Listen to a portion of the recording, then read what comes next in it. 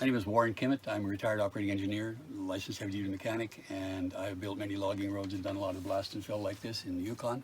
I am also a retired school administrator and a counselor. This young man is down in a pit that is extremely dangerous. There is no possible way that people should be walking by this pit, and a machine within, I would say, at least 18 meters of this is extremely dangerous given the supersaturation of the ground from the water coming down from above. At this time, it is extremely unstable, as you can see by the cracking around all of the rocks.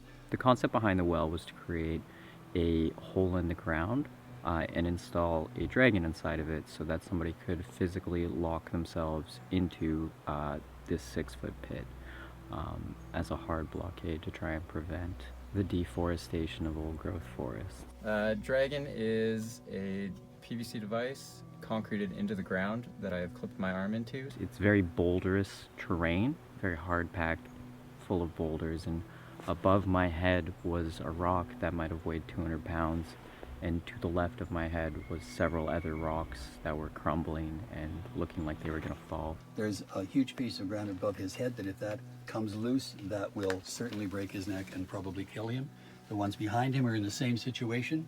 And despite my fear, I remained in there because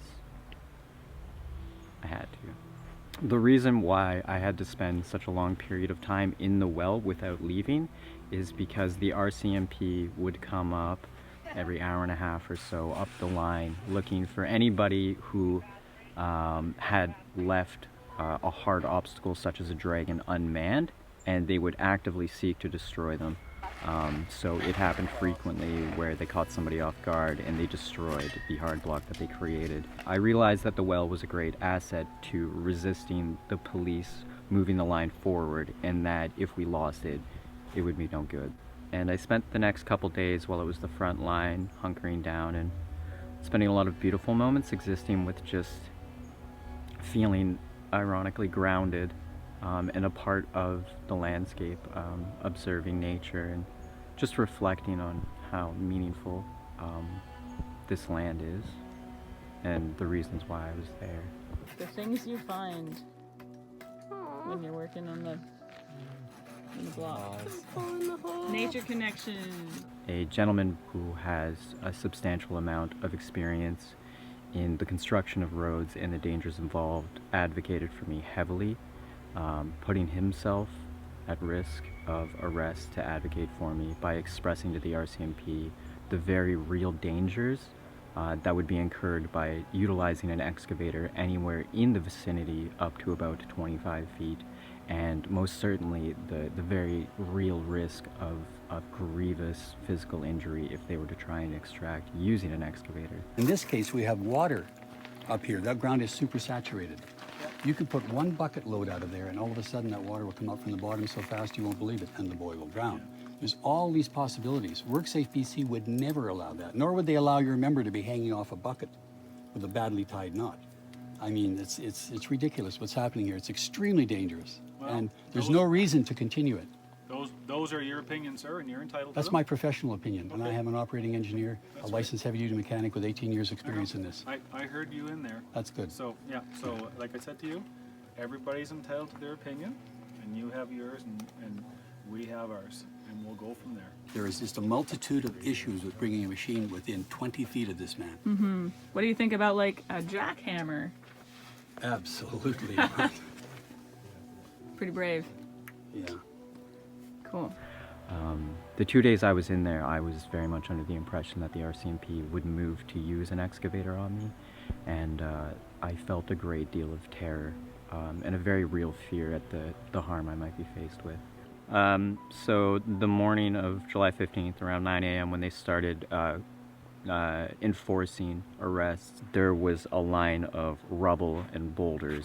They moved the backhoe right up to the front line to clear a bunch of boulders and to physically extract people using the backhoe from dragons that were embedded in the ground.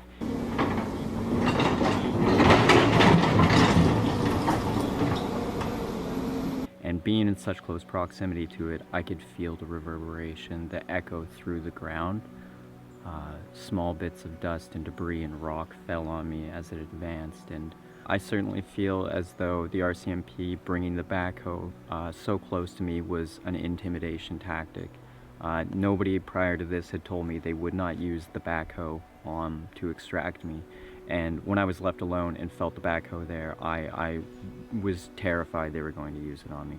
And yeah, I certainly imagined all possibilities of how that might look.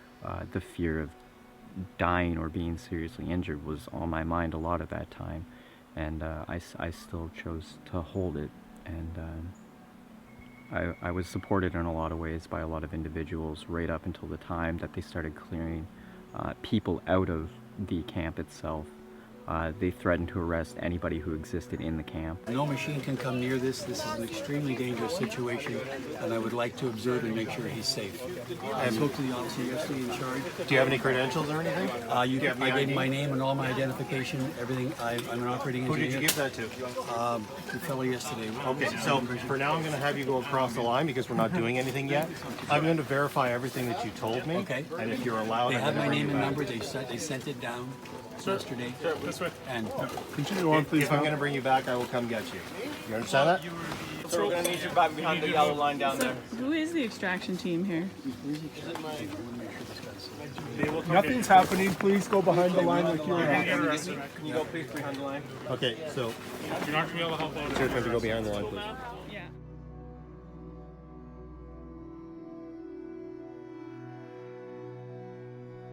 They did not allow legal observers or media or arrestee support.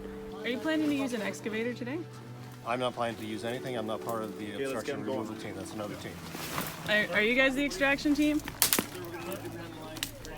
When it came time for the RCMP to work on extracting me, they cleared absolutely everybody who was not locked into a hard block out of that zone. Because I was in a hole, nobody had eyes on me. They started chatting with me. They started giving me options, asking me what I wanted to do. They became very coercive. The liaison for the RCMP asked us, you know, he said he was on our side, there to help us. He asked us if we were able to unclip for our own safety, that we should, and that he wouldn't tell anybody.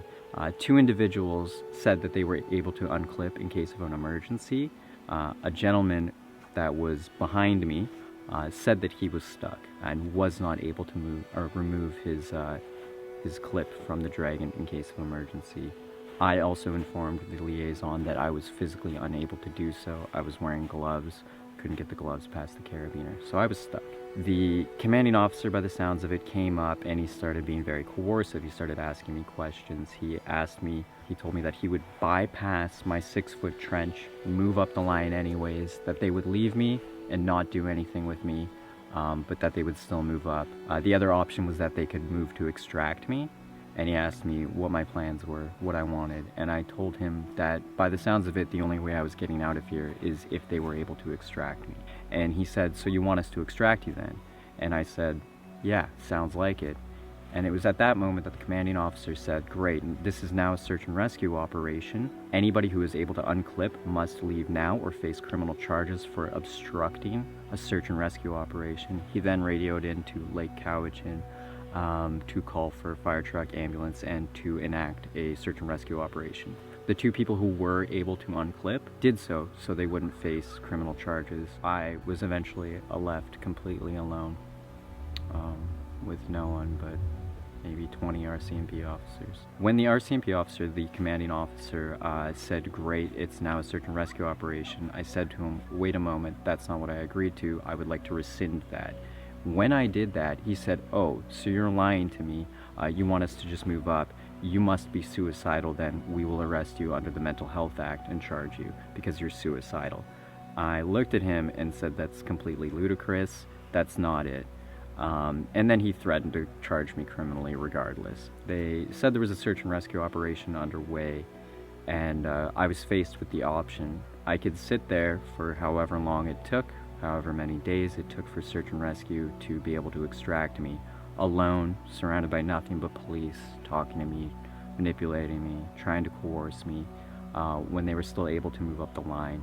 They had extracted the gentleman behind me that way, and so I offered to them, I was like, instead of calling the search and rescue operation and getting them all out here for what seemed like nothing, I said, you could just try the same thing on me if you want. And so it was at that time they came down. They offered some logs that they had cut down. It seemed like engineers were there to brace the rock beside me. So I had clipped onto a chain, so I have pretty small arms. The PVC pipe's rather large. It wasn't fully embedded in the ground. And then an RCMP officer came down. He used an oscillating saw to cut away the PVC piping that was exposed. He took some sort of tool to unscrew the chain that bound my hand, and that's how they were able to extract me. For my own safety, the entirety of the time I had been able to unclip, but I didn't want them to know that. I did not want to clip myself into the very base of it on the rebar, because if I had done so, I'm pretty confident I wouldn't have actually been able to remove it. And I did this to protect myself, as I believed that they would use an excavator on me. And in case of very real and imminent risk to myself, I wanted to be able to move out of the way of boulders if they rained down. This huge rock here, the reason we do not dig without a man cage in the ground is because we don't know what's under the ground. And so just thinking you can move that rock back safely is impossible, because there may be another one sticking out here.